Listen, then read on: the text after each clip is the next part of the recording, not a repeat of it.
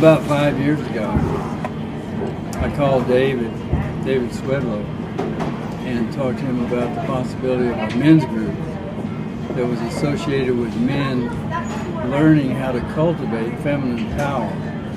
So David Deida said that men are not very good at cultivating feminine power. And I'm from southern Louisiana, where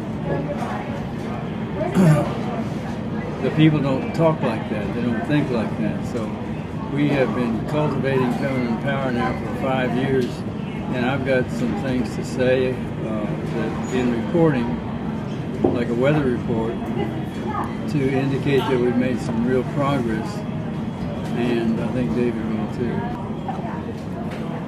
So about an hour ago, Mary and I spent some time with a lady who's a transsexual. So her name is Danny, so she's a her named Danny.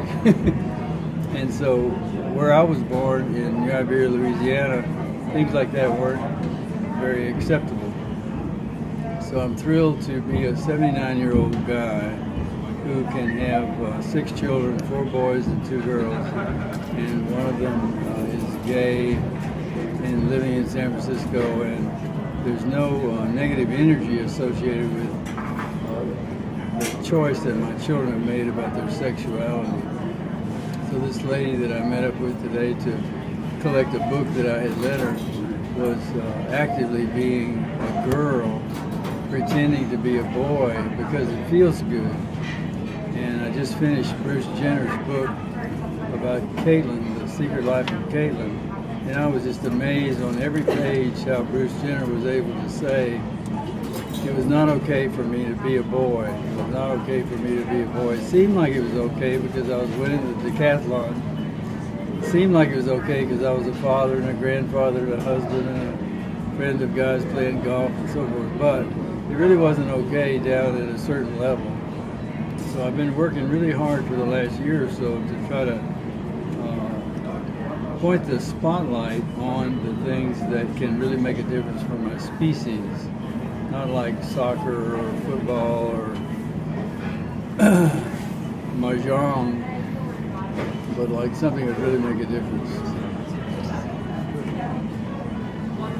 Talking to people around the country about things that are breaking down, and a lot of the comments comes back to the need for reclaiming the feminine. And I mentioned to you the other day that I just finished reading Leonard Shlain's book, The Alphabet versus the Goddess, and just recognizing how prevalent it is when the left brain, when the masculine hierarchical control brain gets a little toehold, it just goes whole hog. It just really wants to dominate and wipe out the feminine. And like, okay, finally, once and for all, I'm going to do away with all the mess, and we're going to clean this shit up. We're going to make things in boxes. We're going to put things where they belong, and shut the fuck up. Proper management. Right.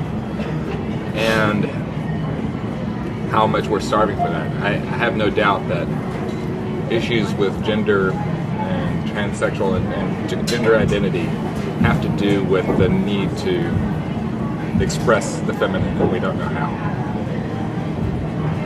And we've forgotten. Some words I want to note right now is willingness to participate. So I think that when we look at humanity, 7.5 billion people, we'll find that some people are willing to participate and some people aren't. So 5 years ago when we started, we were one of the sort of rare groups that wanted to cultivate feminine power, and it's really paid off. So we want to let the other 95% of the population find out that we've done good by massaging the idea of feminine power. Yeah. People like Gloria Steinem are really amazing. And if you look at Cassius Clay, Muhammad Ali, and you imagine that at the end of his life he was celebrated not as a boxer, greatest boxer that ever lived. He was not celebrated as a boxer, he was celebrated as sort of a feminine power. Real gracious, easy, feminine power. Not very masculine when he died. The movie I want to point out, just because I'm thinking about it, it's called American Sniper. And another movie that followed it was I, Tonya. So American Sniper was about a guy who killed 166 people with a sniper rifle, and they made a movie out of it, and everybody in Texas wanted to go see the movie because it was a celebration of the ability to accurately kill people who were wrong. And I think that's the opposite of feminine power. That's masculine force, and I want to kind of benchmark that. How does I, Tonya come in your mind? I, Tonya is very similar in that it's 10 years later, and it's about America in relation to its tendency to be violent and to win beyond all other important things, to not let yourself be embarrassed and to go ahead and do whatever it takes to win, and avoid losing. So it's about a girl who is pretty, but she's tainted with hate and competition and anger by her mother. So that again is not feminine power. That's masculine force that's extrapolated from the Dick Cheneys to Tonya Harding. I wonder if you heard the story on NPR this morning about the doctor who had molested all the young girls, the athletes. It was part of his exam, but in some cases, he convinced them that was just part of the examination, but he was clearly molesting them. And sometimes with the parents in the room. And when the daughters were trying to say, I don't like this, they were trying to figure out how to overcome their own objection to it. It must be okay because he knows what he's doing, right? I must be wrong. He's got a title. Right. But they're now starting to come out, and there's something about that tears at me a little bit too, because the sense of having a voice comes with that sense of some kind of violence. One of the women said, what you've done is created an army of women who are willing to fight you. Yeah. And that again is the masculine control, violent approach to, and it's necessary to break out, but I don't want to rest there. I don't want to stop with, okay, now I've expressed myself, now I've established this position, I want to stake that in the ground for all time and live from there. This is just to break the shell. This is just so that I can reclaim my femininity. This is just so that I can let go of the need to control. Something I want to get to eventually, and we might just kind of touch on it now, is the idea of marriage and divorce and partnership and marriage and toleration. Mary and I have had a long history with marriage and divorce. I got married in 1960, divorced 8 years later.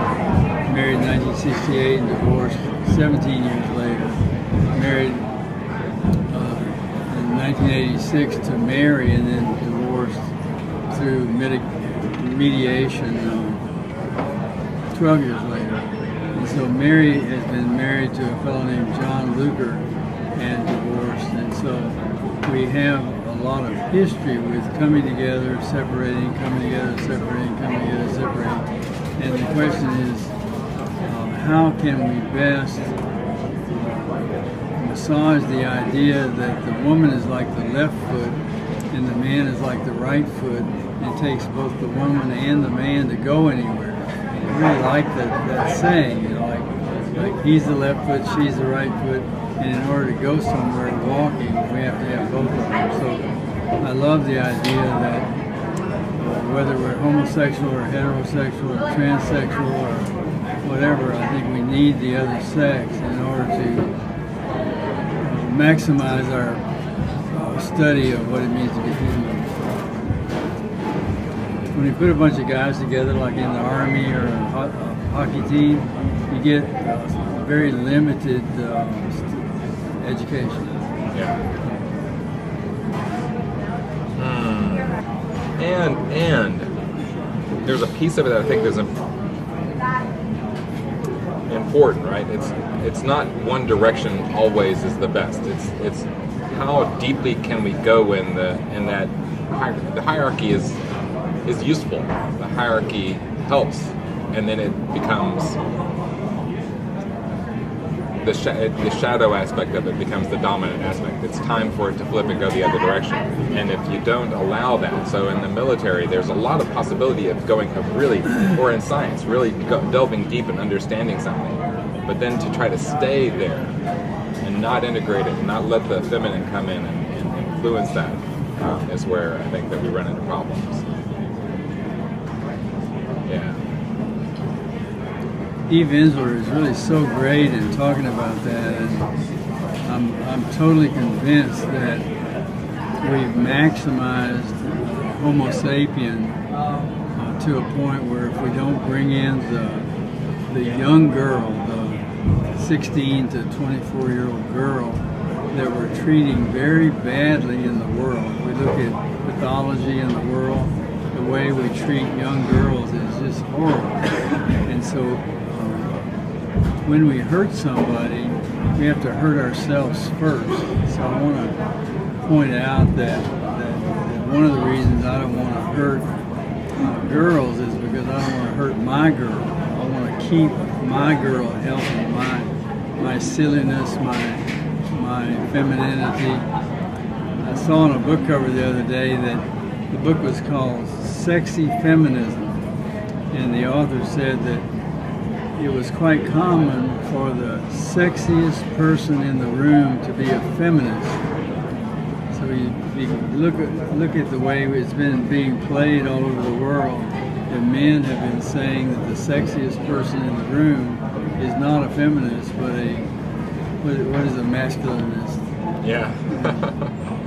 And so I think that when we find out that the sexiest person in the room may be the feminist, it could be that Daniel Day-Lewis is not a General Patton type. He's a dress designer in a movie called Southern Fantasy. Yeah. So I guess I'm feeling confident and afraid that my speaking at the end of my life about the masculine and the feminine will fall short. But I think that if we look at history, we can say that every time somebody dies, they fail to accomplish something. Leonard Cohen was writing songs, when he died, and he had another song that he didn't get to create because he died. And that's just the way of the world.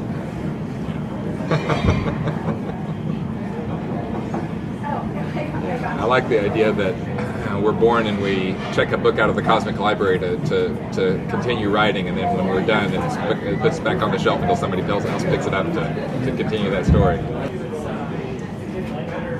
I'm thinking about the term dating. I think people all over the world have some idea of what it's like to be a 6-year-old or a 12-year-old or a 15-year-old and ask a person to go for a walk or dance with us or sing a song with us, like learning how to date. And then eventually people date more and more and more, and then they think, well, marriage must be like a long date. And so I know I can do it because I've done it for a day, I've done it for a week, I've done it for a month, therefore I can do it for a lifetime. And that's a big stretch. So Mary and I have been living together for 32 years, and we're looking at a long date idea and what's it been like. And I think it's important to realize that as we get older into our 60s and 70s and 80s, it looks like things would become more predictable, more understandable, more rational, more easy, more valuable, and so forth. But the truth is, as we get old and we lose some of our ability to see and hear and feel and taste and smell, and we hurt a little bit, we start becoming more of a liability to the partnership. So Mary and I are working on the idea of what is a marriage versus partnership. It seems like marriage is sort of like Archie Bunker and Edith Bunker and toleration and screaming and hollering and being right and avoiding being wrong, whereas partnership is more like, who can I be, what can I say, what difference does it make if I am healthy with this person? And by healthy, I mean it may look like a disagreement, and really what it is when the doctor tells you to quit smoking, he's not being nice to you because he wants you to quit smoking. So in marriage, in relationship between men and women, we have a lot of room for misunderstanding.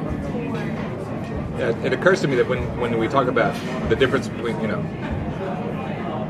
what comes to mind when you say, "Oh, I've been on a date. I know what a date's like, and marriage is just like a long date," is that at the point that you get married, the date ends, right? At the point, it's like, "Oh, now this is forever. Good, I can relax now. I don't screw that." You were paying attention to something before. Yeah. Now you've gone brain dead. Exactly. So there's something about your relationship with Mary that fascinates me, in that it looks more like a long date. Yeah.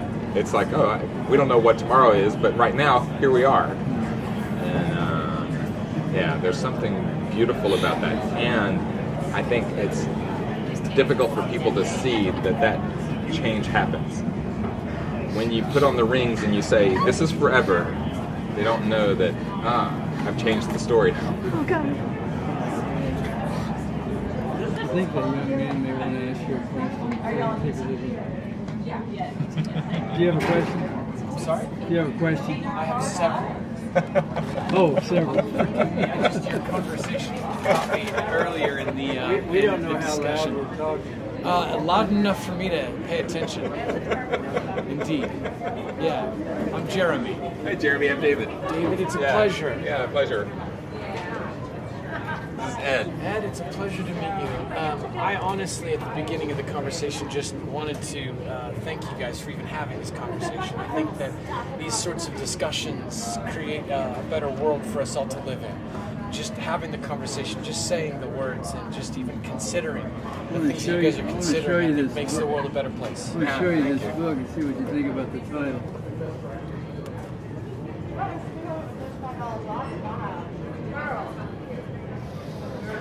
I think it's provocative. It's full of power. See, that book is recommended by Gloria Steinem and Eve Ensler and Christian Northrup and all the great feminists.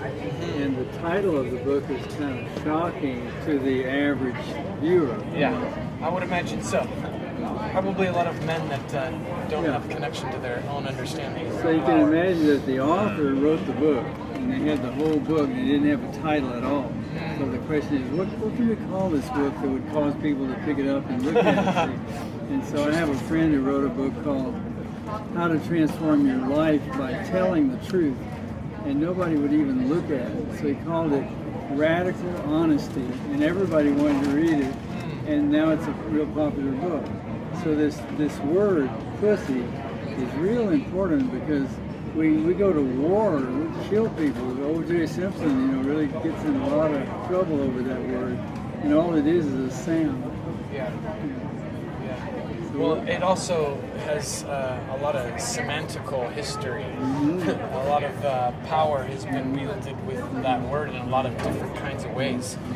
For me, I think it helps me understand a deeper level of connecting to my own feminine. That was a boy who was feeling and was shamed for that.